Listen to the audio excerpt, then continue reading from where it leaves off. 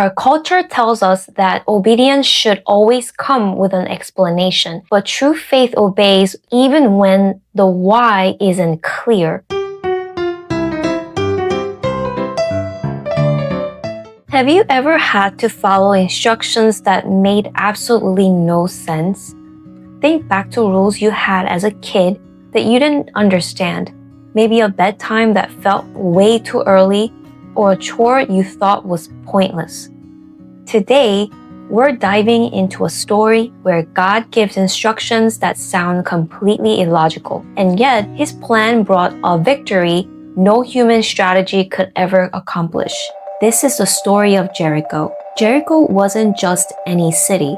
It was one of the strongest, most heavily fortified cities in Canaan. Its walls were believed to be 20 feet thick and 25 feet high, basically an ancient fortress. And yet God told Joshua and the Israelites that they would conquer it without lifting a single weapon. No siege towers, no battering rams, just walking in circles and blowing trumpets. It sounds absurd, but that's exactly the point. Listen to what God told Joshua. March around the city once a day for 6 days. On the 7th day, march around 7 times. Have the priests blow the trumpets, and when you hear the long blast, shout. That's it. No battle strategy, no weapons, only faith.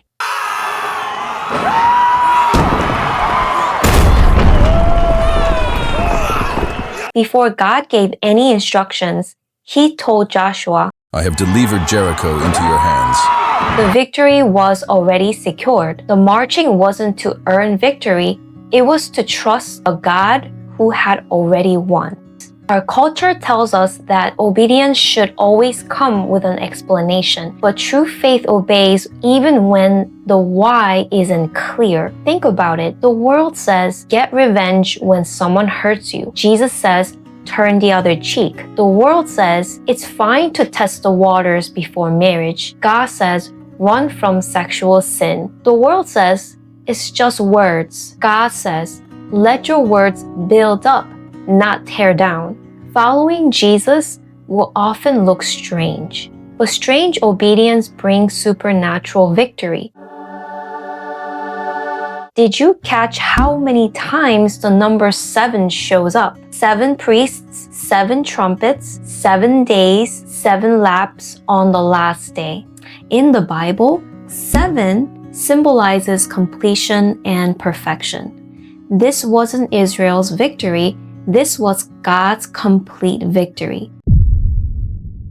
This part of the story can feel heavy, so let's talk about it. Why would God order the total destruction of Jericho? The people of Jericho weren't innocent. They knew about God's power, according to Joshua 2:11, but they chose to reject Him.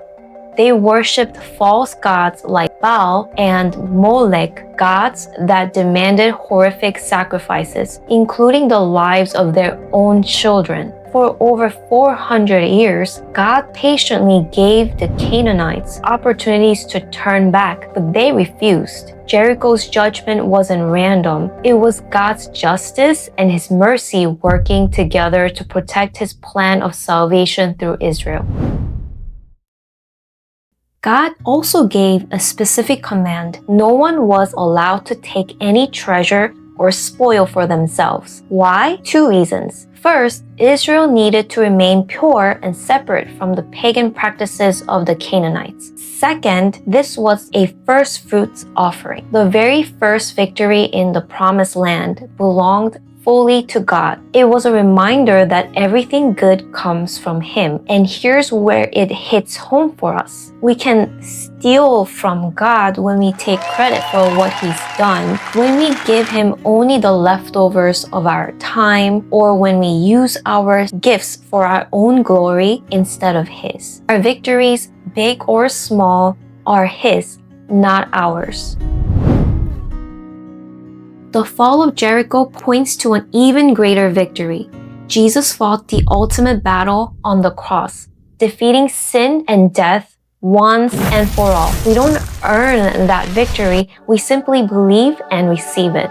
This is what the Bible calls justification by faith. we are declared righteous before God not by our works, but by believing in Jesus Christ, who fought and won the greatest battle of all, the battle against sin and death. Just like Jericho, the victory is already decided. Our job is to trust and obey even when God's commands don't make sense. If you haven't trusted Jesus as your Savior, today can be the day you let Him tear down the walls between you and God. What's your Jericho right now? Maybe it's a relationship that feels impossible to fix.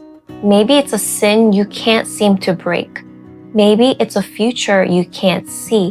Whatever it is, remember this: victory in God is better than any victory you could earn. This week, take a step of faith, even if it doesn't make sense. Even if you don't see the walls falling yet, keep walking.